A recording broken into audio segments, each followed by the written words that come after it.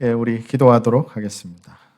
고마우신 아버지 하나님, 오늘도 요한복음 말씀을 통해서 빛 대신 예수 그리스도를 발견하기를 원합니다. 우리 가운데 일생 처음으로 영적인 눈이 열려 예수 그리스도의 빛을 발견하는 복된 시간이 있기를 원합니다.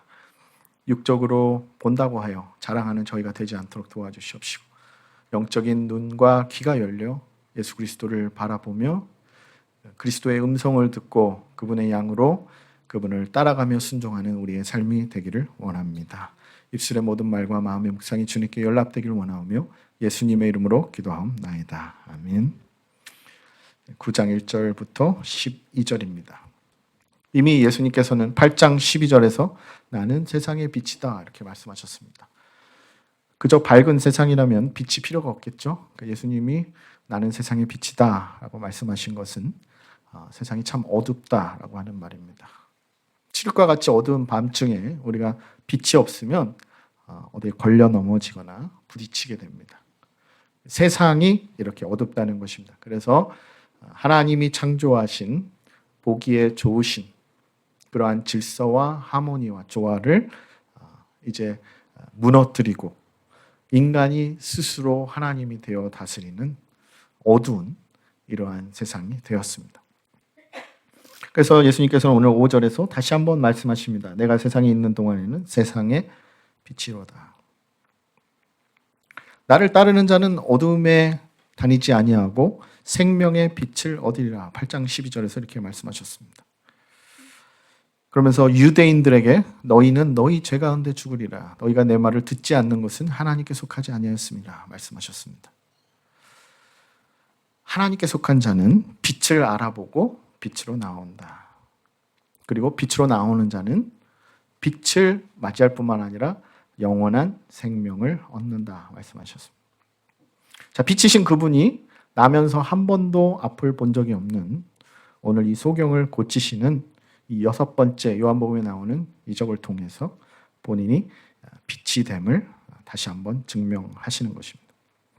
우리가 지금 보고 있는 것을 한 번도 이 사람은 평생 동안 본 적이 없습니다. 나면서 소경이 됐습니다. 살다 보니 눈이 점점 나빠져서 못 보게 된 것이 아니라 한 번도 이 사람은 본 것이 없습니다.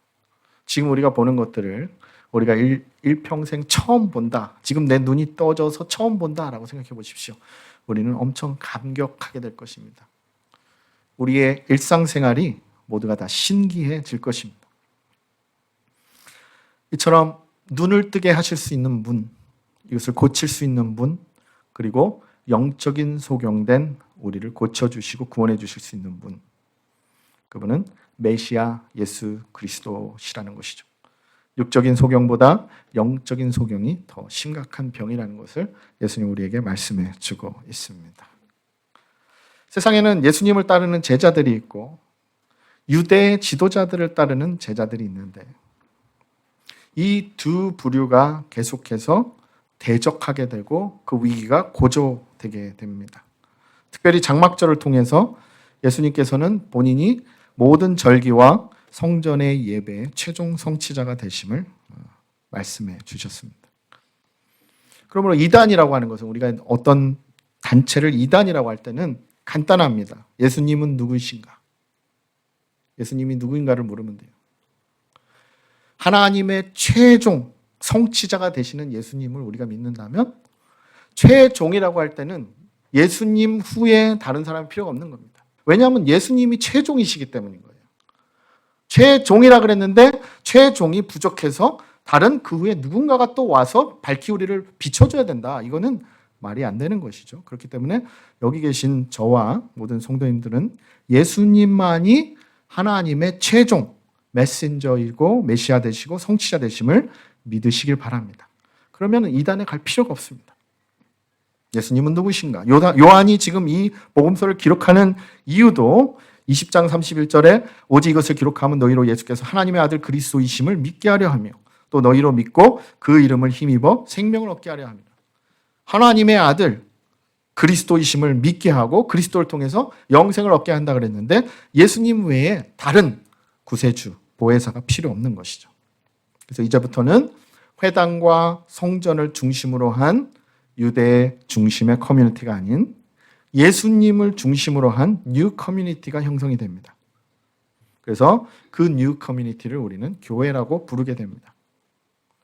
그래서 9장에서는 영적인 소경이 주제가 되고 10장에서는 선한 목자가 주제가 되면서 선한 목자가 있다는 것은 악한 목자가 있다는 것이죠. 여전히 율법과 성전과 절기를 중심으로 한 유대 리더들을 중심으로 한 커뮤니티가 있다는 거예요. 거기는 선한 목자가 중심이 되지 않는다는 것이에요. 양의 문이 되지 않는다는 것입니다. 오직 예수 그리스도께서 선한 목자가 되시고 양의 문이 되시고 가짜 목자가 아닌 진짜 목자가 되어주신다는 것입니다. 그리고 11장에 가게 되면 나사로가 부활하게 되면서 죽음의 권세를 정복하신 생명의 근원 되시고 통치자 되시는 메시아 예수님을 우리가 발견하게 됩니다. 그래서 진짜 우리의 삶에 중요한 것은 예수님이 목자 되시는데 그 예수님의 양무리에 속해서 목자 되신 예수님의 음성을 듣고 그분을 믿으며 따라가는 것입니다. 여러분, 예수님께서 다시 오실 때 정말 우리의 삶에 중요한 것은 예수님의 그 양무리에 우리가 거해야 됩니다. 속해 있어야 됩니다. 그리고 다른 목자의 음성을 들으고 가면 안 됩니다. 예수 그리스도의 목소리를 듣고 따라가야 되는 것입니다. 이것이 우리의 영원한 데스티니, 목적지를 결정하는 중요한 요소가 된다는 것이.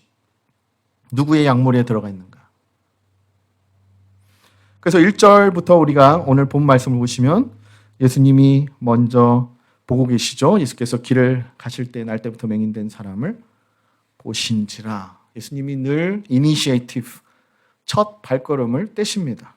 우리가 예수님을 보기 전에 예수님이 나를 먼저 보시는 것입니다. 할렐루야. 예수님이 먼저 나를 찾아오시는 것이에요. 여기에 많은 무리가 있고 많은 사람이 있지만 예수님이 5장에서 38년 된 중풍병자를 보셨듯이 먼저 이 맹인을 보는 것입니다. 요즘은 이제 시각장애인이라고 하죠. 이 시각장애인을 보는 것입니다. 근데 예수님이 우리를 각자를 보실 때 제가 여러분을 보는 것처럼 그냥 보는 것이 아니라 예수님은 중심을 보십니다. 여러분들의 마음속에 지금 어떤 생각이 있고 얼마나 예수님을 향한 충성심이 믿음이 있는지 중심을 보시고 아신다는 것입니다. 그리고 9장에서 우리가 또 좀 주목해서 봐야 되는 것은 2절에 이제 묻는 사람들이 더 이상 유대인들이 아니라는 것이에요. 8장까지는 유대인들이 질문을 했습니다. 유대인들이 의심을 했습니다. 유대인들이 공격을 했습니다. 이제는 9장에서 보니까 제자들이 질문을 하고 있어요. 우리의 질문입니다. 세상에만 의심이 있는 것이 아니에요. 세상에만 질문이 있는 것이 아니에요. 왜 하나님은 왜 이런 북한의 미사일을 묵시하시는가? 왜 인도에 이런 처참한 열차 사고를 또 나게 하시는가? 왜 미국에 계속해서 총기 사고가 나는가? 왜 토네이도가 이제는 미국도 아닌 중국에서 일어나는가? 왜 이상기온이 이렇게 난리를 치는가? 묻는 사람들은 이제 유대 반대자들이 아니라 우리들입니다. 주님을 따르고 믿는다고 하는 우리들이 묻습니다. 제자들이 물어 이르되 랍비여 이 사람이 맹인으로 난 것이 누구의 죄로 인함이니까? 자기니까? 그의 부모니까? 여기에 보면은 질문을 하긴 하는데 그리고 질문하는 것은 굉장히 좋은 모습인데 역시 우리의 어떤 포커스가 잘못되어 있다는 것을 우리가 보게 되죠. 첫 번째로 유대인들의 마음속에는 특히 이 제자들의 마음속에는 누가 아프거나 장애를 가지고 있거나 또 병에 걸리게 되면 그것이 인과응보다 어떤 죄의 결과다라고 하는 확신이 있었습니다. 누가 어떤 나쁜 일을 겪으면 욥의 친구들이 와서 욥을 힐난한 것처럼 너는 왜 인정을 하지 않니? 하나님이 너를 이렇게 치실 때는 너에게 죄가 있기 때문이지. 너 하나님 앞에 회개해라. 그리고 뭐 때문에 하나님 너를 치시는지 하나님 앞에 납작 엎드려 회개해라. 궁극적으로는 욥기에서 욥이 고난을 받는 것은 욥의 죄와 상관없다는 것을 우리가 압니다. 인류의 죄와는 상관이 있죠. 그렇지만 사탄이 욥을 시기했기 때문에 힐난했기 때문에 하나님께서 일시적으로 사탄에게 힘을 주셔서 욥을 치게 하셔서 그의 믿음을 시험하셨던 것이죠. 이러한 배후 사건을 모르는 유대인들로서는 이러한 질문을 하게 됩니다. 그리고 질문을 할 때 A입니까? B입니까? 라고 질문을 합니다. 이 사람의 죄입니까? 부모의 죄입니까? 예수님의 대답은 A도 아니고 B도 아니다라고 하는 것이죠. 그렇기 때문에 우리가 둘 중에 하나로 이렇게 아는 척하면서 하나님께 질문하는 버릇을 우리가 좀 고쳐야 된다라고 생각을 합니다. 그래서 예수님께서는 이들의 관점을 원인에서 이제 목적으로 바꿔주시죠. 우리도 마찬가지입니다. 과거 지향적인 질문, 원인. 사실은 우리는 아무리 질문해도 하나님의 영역에 대해서 알 수가 없습니다. 하나님만이 아시는 문제죠. 그리고 우리는 과거 지향적인 질문을 해요. 뭘 잘못했기 때문에. 과거에 이런 문제 때문에. 너 때문에. 그런데 항상 하나님은 우리를 미래로 끌고 가십니다. 이것이 종착역이 아니라 이것을 통해서 하나님께서 종착역에서 얻으실 목적이 있다라는 것을 새로운 관점으로 우리에게 보여주시는 것이죠. 사실 이렇게 좀 헷갈리는 이유가 있습니다. 유대인들이 헷갈리는 이유가 출애굽기에 이제 십계명을 받을 때 이런 말씀이 있죠. 그것들에게 절하지 말며 그것들을 섬기지 말라. 나 내 하나님 여호와는 질투하는 하나님인즉 나를 미워하는 자의 죄를 갚되 아버지로부터 아들에게 3, 4대까지 이르게 하거니와. 2000년대 초에 유행했던 그 가게에 흐르는 저주를 끊으라라고 하는 그 책이 있었죠. 또 이런 데 바탕을 둔 그러한 사고방식이고 인과응보적인 지금 유대인들이 가지고 있는 이러한 사고방식이고 특별히 1세기의 유대 사회도 헬라니즘의 영향을 많이 받았기 때문에 그리스도의 신화를 통해서 우리가 알 수 있듯이 그리스인들은 영혼의 멸절설을 믿었습니다. 그래서 영혼은 영원히 멸하지 않는다. 그래서 영혼이 이제 전생애를 통해서 다음 생애로 이제 윤회하게 되면 거기에 이제 전생의 업보가 이제 작용을 하게 된다라고 믿었던 것이죠. 그래서 이러한 장애와 죄와 연관된 죄 없는 사망이 없고 죄 없는 고통이 없다라고 하는 헬라니즘의 영향이 유대인들 사이에 가득 있었습니다. 누구 죄 때문에 고통을 받습니까? 부모입니까? 자신입니까? 왜 하나님이 이것을 허락하십니까? 예수님, 저에게 대답해 주십시오. 그런데 반대되는 구절이 있습니다. 이제 에스겔서 18장을 보게 되면 범죄하는 그 영혼은 죽을지라. 아들은 아버지의 죄악을 담당하지 아니할 것이요 아버지는 아들의 죄악을 담당하지 아니하리니 의인의 공의도 자기에게 돌아가고 악인의 악도 자기에게 돌아가리라. 그러니까는 부모의 선조의 죄와 상관없이 각자가 잘하면 상을 받을 것이고 못하면 죄를 받을 것이다. 가게에 흐르는 저주와 아무 상관이 없다 말씀하고 있습니다. 그래서 이 두 가지 중에서 실질적으로 랍비들 사이에 많은 논쟁이 있었다 그래요. 그래서 실제로 있었던 논쟁 중에 하나가 어머니의 그 자궁 속에서 이 태아가 죄를 질 수 있는가 없는가 거기에 대한 논쟁도 있었다 그럽니다. 그래서 어떤 랍비는 yes, 어떤 랍비는 no. 그러니까 예수님의 고견을 말씀해 주십시오. 오늘날 우리도 참 궁금증이 많지 않습니까? 그리고 의심이 많습니다. 예수님을 믿다가도 어떤 대답이 시원하게 주어지지 않으면 왠지 우리의 믿음이 잘못된 것 같고 하나님을 탓하고 싶은 그러한 유혹을 받기도 합니다.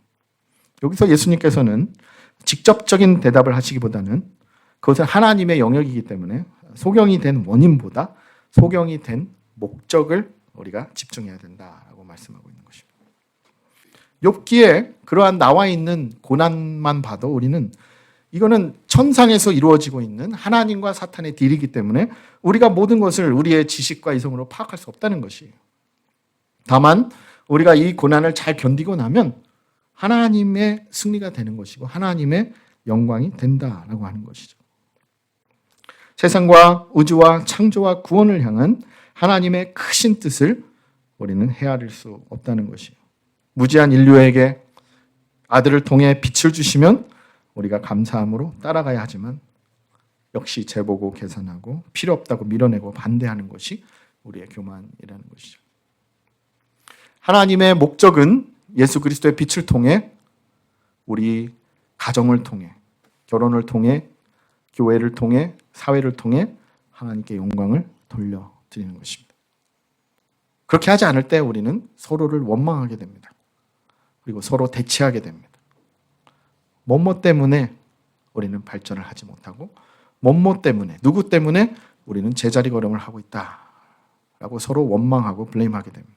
그런데 현상과 증상보다 더 중요한 것은 관계라는 것입니다. 예수님과의 관계, 하나님과의 관계. 그 관계는 인내와 신뢰와 순종과 겸손과 충성과 희생, 성령의 열매를 요구합니다. 사랑과 희락과 화평과 오래 참음과 자비와 양성과 충성과 온유와 절제. 그것이 없이 우리는 우리의 짧은 지식으로 어떤 고통이라고 하는 큰 주제에 대한 해답을 가지고 하나님께 답을 가지고 나아간다는 것이죠. 성경이 주는 고통에 대한 관점이 크게 네 가지가 있습니다. 첫 번째는 믿음의 시험입니다. 창세기 22장에 보면 하나님께서 아브라함의 믿음을 시험하시기 위해 독자 이삭을 바치라고 합니다. 때로 우리는 어떤 이 믿음의 시험을 통해서 우리의 믿음이 하나님께 향한 그 충성심이 진짜인지 가짜인지를 가려내야 됩니다. 수로보니게 여인의 믿음이 시험대에 올랐습니다. 니고데모의 믿음이 시험대에 올랐습니다. 욥도 물론 마찬가지입니다. 신명기 8장에 보면 이스라엘 백성이 40년 동안 광야에서 시험을 받은 것은 정말로 마음이 낮아져서 하나님을 믿는가 안 믿는가를 하나님께서 시험하신 것이다 라고 말씀하고 있습니다. 때로는 우리가 사랑해, 믿어 라고 얘기하지만 친구든 배우자든 때로는 시험을 해봐야 합니다. 어려움을 겪어보고 그렇지 않는 상황을 재현해 봐야 그것이 진짜인지 가짜인지 알 수가 있다는 것입니다. 두 번째는 어떤 믿음의 성장을 위해 허락하십니다. 우리의 믿음이라는 것은 모든 것이 잘 되고 어떤 플랫한 그러한 상황에서 성장하지 않습니다. 주께서 사랑하시는 자를 징계하시고 받으시는 아들마다 채찍질 하신다 그랬어요. 우리의 믿음이 이러한 어려움을 통해서 성장한다는 것입니다. 다윗도 시편 119편을 통해서 징계를 받기 전에는 내 믿음이 제자리 걸음이었지만 이제 징계를 받은 후에는 제가 하나님을 참 의지합니다 라고 고백하고 있습니다. 이처럼 믿음의 시험과 믿음의 성장을 위해 하나님께서는 잠시, 저는 이것을 강조합니다. 잠시, 그것은 최종 목적지가 아닙니다. 최종 목적지 하나님의 영광에 이르기 위한 거쳐가는 과정으로 허락하신다는 것이죠. 세 번째는 물론 죄의 징계로 하나님께서 어려움을 주십니다.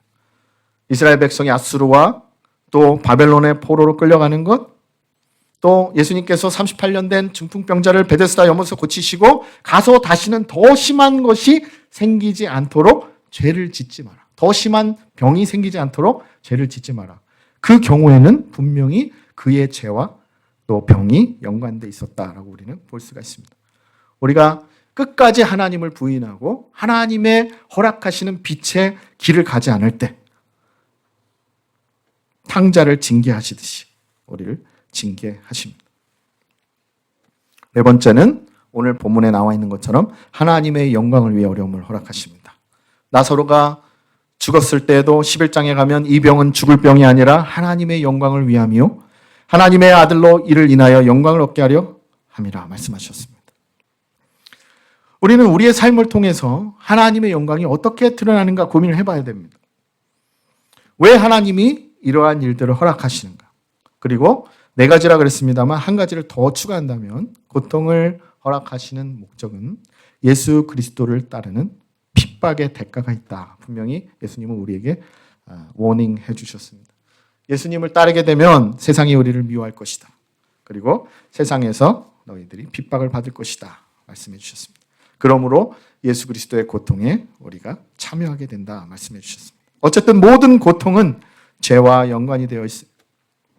하나님이 창조하시고 참 좋았다, 너무나도 좋았다라고 하는 그 창조의 세계에 우리가 살고 있지 않습니다. 타락한 세계에 살고 있습니다.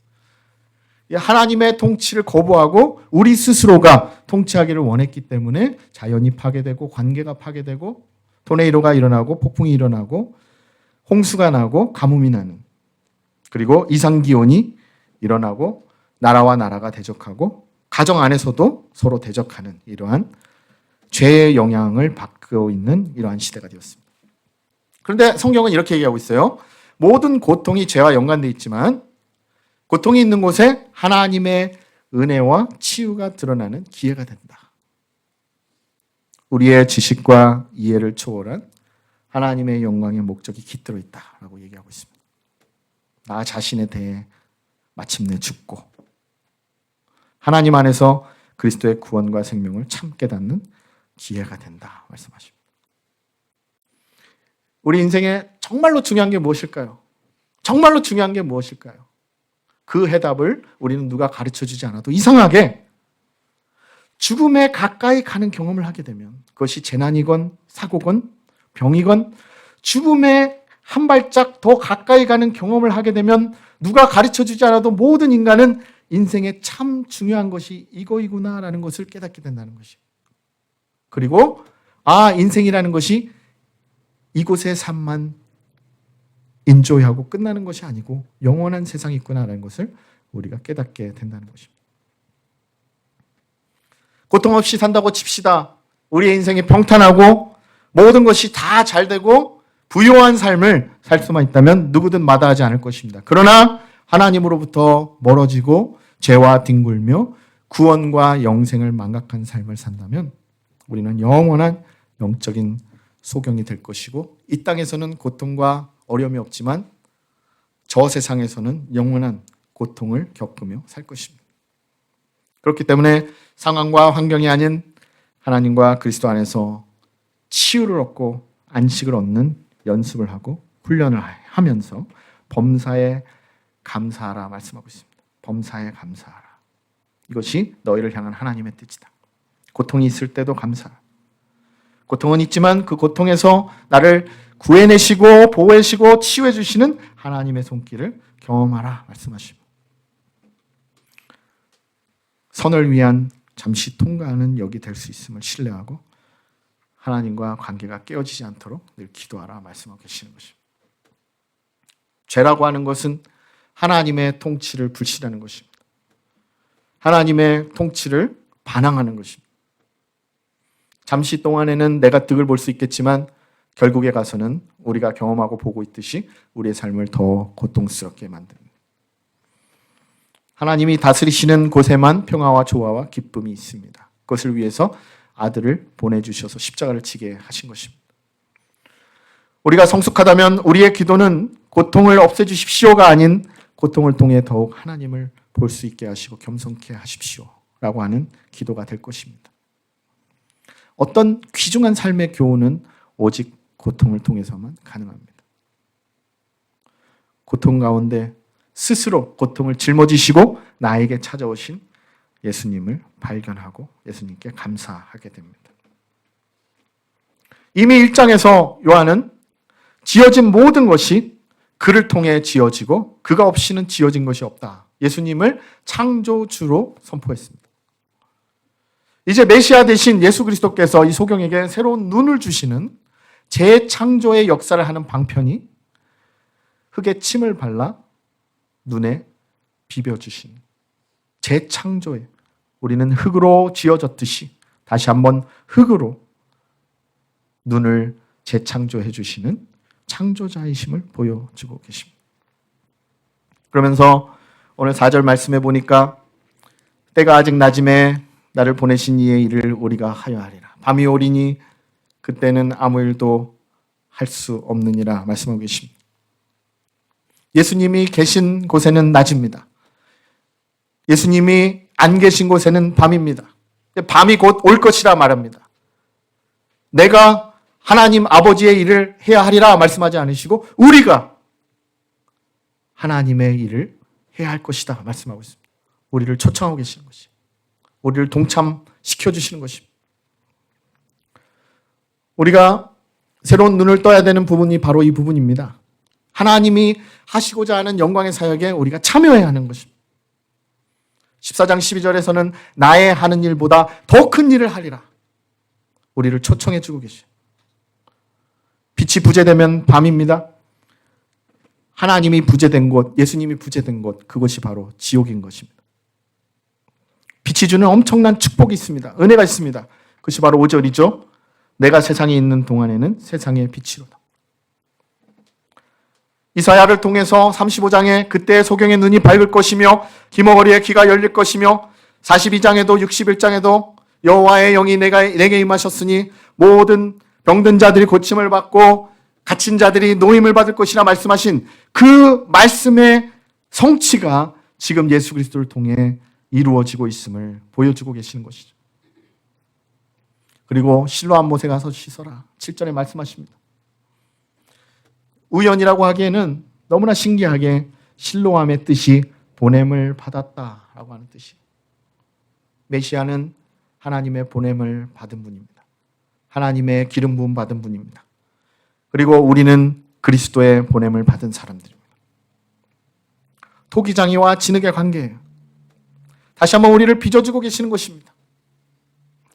그가 없이는 된 것이 없느니라. 만물이 그로 말미암아 지은 바 되었으니 지은 것이 하나도 그가 없이는 된 것이 없고 그 안에 생명이 있었으니 생명은 사람들의 빛이다 라고 말씀하셨습니다. 아브라함이 나기 전부터 내가 있었느니라. 8장이 그렇게 끝났어요. 시간과 공간을 초월한 창조주 되신 영원부터 영원까지 계시는 올마이티 갓, 엘샤다의 하나님, 그 하나님이 지금 이 소경을 다시 창조하고 계신 것입니다. 그런데 믿음은 순종을 요구합니다. 왜 그 자리에서 고치지 않으셨을까요? 못 보는 이 사람을 수 킬로미터나 떨어져 있는 실로암 못에 꼭 보내셔야 됐는가? 당신이 침을 뱉는 소리를 내가 들을 때부터 기분이 안 좋습니다. 위생적이지도 않고 뭐 하는 방식이 특별한 것이 없어서 나보고 실로암 못에 가라니 나는 가지 않겠습니다 라고 충분히 할 수 있는 것이죠. 열왕기하 5장에 나오는 나아만처럼 보냄을 받는 것입니다. 그리고 순종하는 것입니다. 참 제자의 특징이 지금 뭐예요? 요한복음에서 강조하고 있는 참 제자의 특징이 뭡니까? 참 목자의 말씀을 듣고 그 말씀을 따라가는 것이. 그 말 안에 거하는 것입니다. 목자의 말 안에 거하는 것입니다. 그리고 그 말씀에 순종하고 거했기 때문에 지금 이 사람은 더 이상 소경이 아닐 뿐만 아니라 어떻게 보게 되었냐고 묻는 많은 사람들에게 정확한 묘사를 하고 있습니다.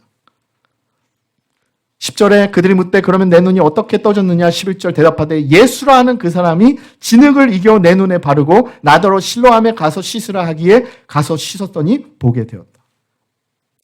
정확한 묘사와 자기 입으로 할 수 있는 간증이 있습니다. 여러분, 예수님을 정말로 만난 사람은 표정이 변화되게 되죠. 못 본 것을 보게 되니까 표정이 변할 수도 있지만 예수님의 참 제자가 된 이 사람은 표정에 온화함과 기쁨과 말로 표현할 수 없는 평화가 깃들어져 있었을 것이에요. 그러니까 그를 전에 알았던 사람이 구걸했을 때 그 찌들어 있던 그 사람이 맞는가? 지금 이 사람의 뭔가 지금 태도와 표정에 엄청난 변화가 이루어진 것이에요. 보게 된 것만 달라진 것이 아니라 이 사람의 생김새와 표정 자체가 달라졌다는 것입니다. 그런데요, 사탄은요, 이 소경이 날 때부터 소경됐던 사람이 보게 되면 얼마나 좋은 일입니까? 하나님의 영광을 돌려도 부족한 이 사건이 결국은 유대 반대자들이 이 사람을 저주하고 예수님을 저주하고 이 사람을 출교시키는 걸로 끝나게 됩니다. 그리고 이 사람은 4번이나 자기의 눈이 어떻게 떠졌는지를 얘기해야 돼요. 4번이나. 얘기했는데도 또 얘기하라 그러고 또 얘기하라 그러고 또 얘기하라 그럽니다. 이처럼 하나님의 놀라운 빛 대신 역사함 속에는 세상이 하나님을 비아냥거리고 비판하고 저주하는 역사가 있다는 것입니다. 믿기를 거부하는 자들의 특징이죠. 세상 입장에서 절대 이해할 수 없는 비상식적인 사건이기 때문입니다. 하나님의 축복된 영광을 인간의 저주 사건으로 둔갑시키는 것입니다. 그리고 예수님을 잡아 죽이려고 하는 목적에만, 그들의 목적에만 혈안이 돼 있는 영적인 장님이라는 것이에요. 어둠의 자녀들이라는 것이에요.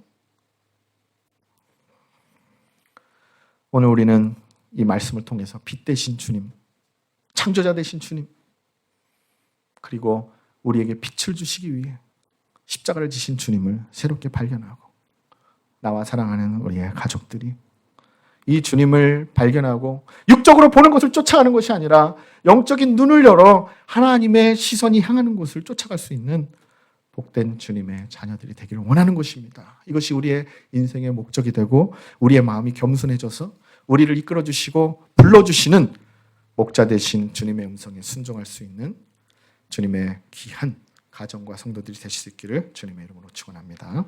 기도하겠습니다. 날 때부터 앞을 볼 수 없었던 이 가엾은 한 사람을 두고 죄인이라고 정죄하며 원인에 대해서 논했습니다. 그걸로 연명할 수밖에 없었던 그 불쌍한 사람을 많은 사람들은 하나님의 저주를 받은 사람으로 정죄했습니다. 앞을 보는 자신들은 매우 의롭고 축복받은 자라고 확신하며 살았습니다. 그러나 정죄와 외면 속에서 캄캄한 인생을 살았던 이 불쌍한 사람을 주님은 외면치 않으시고 찾아가셨습니다. 그리고 그에게 축복해 주시사 육의 눈뿐만 아니라 영의 눈이 열려 예수님을 바라보고 어떠한 핍박과 어떠한 유대인들의 위협도 그를 더 이상 괴롭힐 수 없는 예수님의 참 제자로 변화시켜 주셨습니다. 그는 실로암 못에 가서 씻으라고 하는 그 말도 안 되는 명령을 감사함으로 순종하며 나아갔고 예수님을 눈을 떠서 처음 본 순간 구세주로 영접하고 그분을 외면하지 않고 끝까지 따라갔습니다. 주님, 하나님이 하시는 일을 볼 수 있는 영의 눈의 믿음을 저에게 허락하여 주시고 주님의 말씀에 조건 없이 순종으로 나아갈 수 있었던 이 사람처럼 저희들도 믿음으로 주님의 말씀에 순종할 수 있도록 은혜를 베풀어 주시옵소서. 그러므로 영의 눈이 열려 하나님 나라의 기이한 일을 바라보고 이보다 더 위대한 일을 하는 성령의 사람들로 거듭날 수 있는 저와 우리 사랑하는 모든 성도들이 되게 하여 주시옵소서. 예수님의 이름으로 기도하옵나이다. 아멘.